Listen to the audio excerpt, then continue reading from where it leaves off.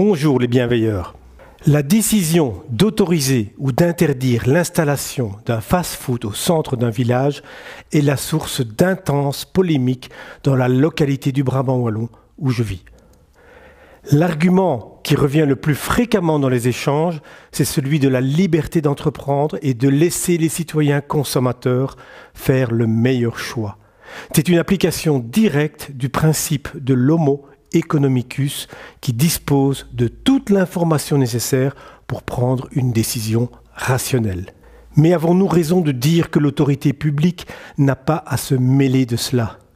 Pouvons-nous réellement laisser faire tout et n'importe quoi en comptant sur la régulation d'une consommation rationnelle? C'est ce que je vous propose d'explorer maintenant.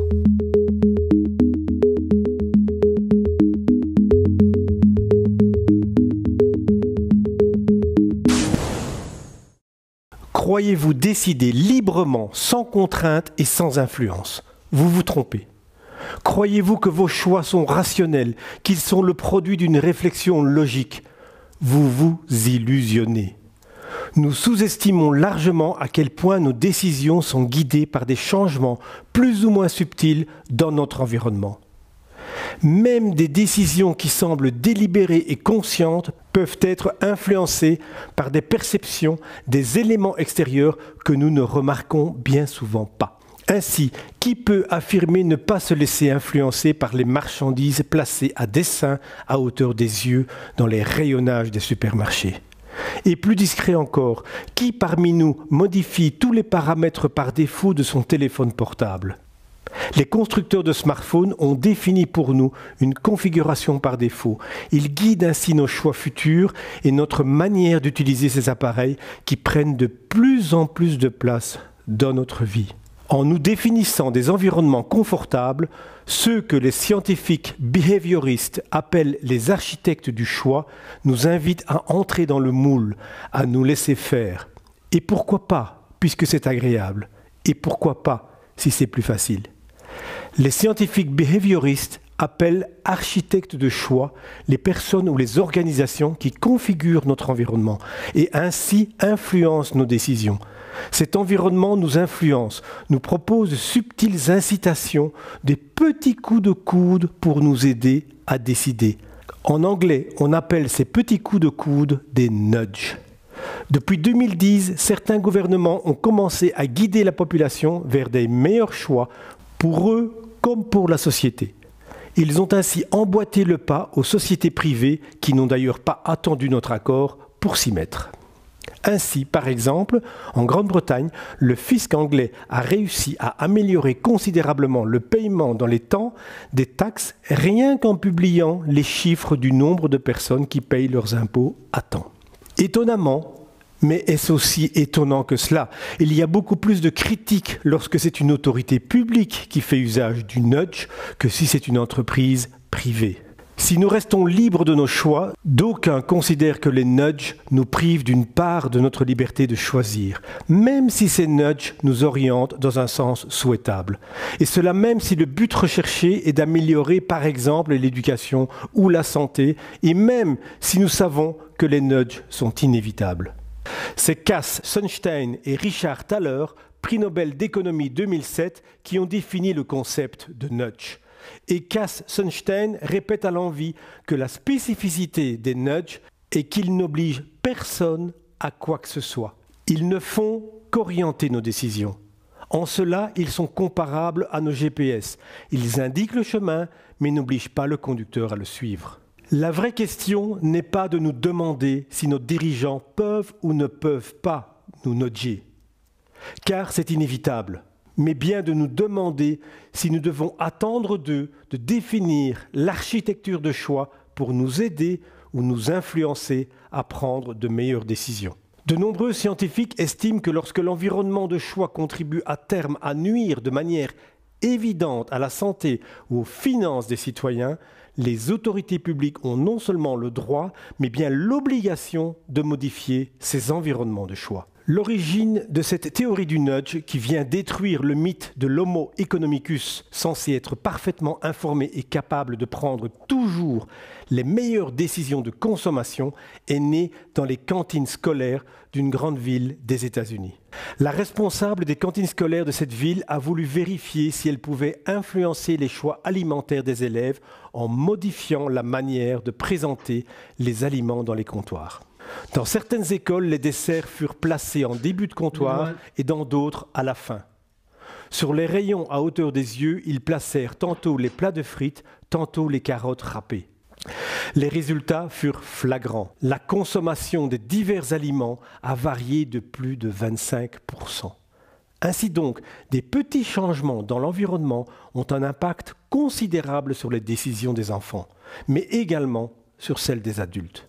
Et dans le bon sens comme dans le mauvais sens. De même que cette responsable des cantines scolaires a développé des moyens d'influencer considérablement les plateaux de repas des élèves, il est évident que certains choix au niveau d'une ville ou d'une localité peuvent exercer le même effet. Ne revient-il pas aux autorités d'une localité, d'une commune, d'influencer dans le bon sens les choix de leurs citoyens et plus particulièrement de leurs jeunes ? Ainsi, si nous pouvons débattre à l'infini des choix de nature morale, écologique, économique de l'installation d'un commerce de type fast-food, nous ne pouvons faire l'impasse sur la responsabilité des autorités communales dans leur rôle d'architecte de choix, c'est-à-dire d'autorités publiques ayant dans les mains un moyen puissant d'influencer les choix de sa population. Si nous nous contentons d'examiner un projet d'installation d'un fast-food au centre d'un village sous l'angle des obstacles administratifs, urbanistiques ou autres, nous abaissons l'autorité locale au rang de simple administration. C'est bien sûr une dimension importante, incontournable, mais c'est loin d'être la seule. Il faut compter également sur les nuisances qu'occasionne une nouvelle initiative en termes de déchets, de trafic accru, d'odeur ou de bruit. Et nous pouvons aller plus loin. Nous pouvons, et j'ai envie de dire, nous devons également prendre en compte les dimensions de durabilité, de logique des circuits courts, d'économie locale, de consommation consciente et responsable. Et dorénavant, vous pouvez ajouter à cette liste déjà longue une dimension supplémentaire. C'est celle de l'architecture de choix, ou pour utiliser le terme anglais, de nudge. Les autorités communales doivent garder à l'esprit qu'ils sont les architectes du choix du lieu de vie que la population leur a confié par le biais des élections. Ainsi, que penser de l'installation d'un fast-food à proximité d'une Athénée, à proximité des arrêts de bus qui emmènent chaque jour les étudiants de chez eux à l'école? Bien sûr, vous me direz que dans les fast-foods, on peut toujours choisir une salade. Mais quel nudge les gérants vont-ils mettre en place, pensez-vous? Vont-ils mettre en évidence les salades dans leur récipient en plastique ou le hamburger avec ses frites qui embaument le bâtiment et même tout l'environnement? Ce plat si facile à choisir, si facile à manger, est tellement irrésistible et qui est dans leur ADN. Il est ô combien insensé de s'attendre à ce que le gérant d'un fast-food mette en place les nudges poussant à une consommation équilibrée, alors même que les autorités ne le feraient pas. L'usage du nudge par les autorités communales est non seulement autorisé, mais il est bien plus que cela. Il est souhaitable, il est nécessaire, il est incontournable. Pour avoir activement participé au collectif s'opposant au projet de fast-food au centre de notre localité, j'entends résonner en moi la voix des partisans de ce genre de commerce. Cela fournira des jobs students, chacun est libre d'y aller ou pas, un hamburger et des frites de temps en temps, ça ne fait pas de tort. Il vaut mieux ça qu'une station d'essence désaffectée, etc., etc. À vous qui pensez cela, j'ai envie de vous proposer une autre théorie, la logique du bénéfice quelconque. Cette logique consiste à penser qu'un projet, une idée, peut se réaliser, ou pour le dire autrement, ne devrait pas être interdite à partir du moment où nous pouvons dégager le moindre avantage produit par ce projet. Ou pour le dire encore autrement, si le fait de ne pas réaliser ce projet peut potentiellement nous priver de ce quelconque avantage. Le problème avec cette logique, c'est qu'elle ignore superbement tous les impacts négatifs qu'apporte le projet en question, puisque l'on s'arrête dès que l'on identifie un avantage. Les fast-foods relèvent de réflexes de consommation compulsifs, nourris à grand renfort de publicité, de facilité, de pression sociale, surtout pour les jeunes, et j'en passe. Tout cela est avéré par d'innombrables études et analyses. C'est là que la logique du bénéfice quelconque montre ses limites. C'est quand tous les effets négatifs qu'engendre ce type de commerce sont occultés par le premier avantage quelconque qui sera mis en avant. L'alternative à cette logique du bénéfice quelconque passe par une réflexion pour identifier les facteurs clés d'un développement responsable du lieu de vie qu'est un village, une localité. Et la décision de valider un projet ne peut être prise que si les impacts positifs globaux dépassent de manière substantielle les effets négatifs qu'il engendre. La réflexion devient alors « quel déséquilibre alimentaire pour des générations d'étudiants pour quelques job students ? Quel supplément de vie sociale nourrissante, structurante, apaisante pour des odeurs de friture ? Des déchets dans les environs et dans le parc communal, tout proche. Les défilés de véhicules à toute heure pour céder à une nourriture aussi tentante que déséquilibrée. Les autorités d'une commune sont nos représentants. Ils portent le projet de notre lieu de vie. Ils sont les architectes de notre environnement de choix. Ils peuvent ainsi influencer de manière nette le choix des citoyens. C'est une responsabilité qui dépasse de loin la dimension purement administrative. De notre bourgmestre, de nos échevins, nous attendons qu'il soit porteur d'un projet et qu'à ce titre, il fasse les choix qui en découlent. Ces choix doivent reposer sur une analyse du pour et du contre de chaque projet pour échapper à la logique du bénéfice quelconque.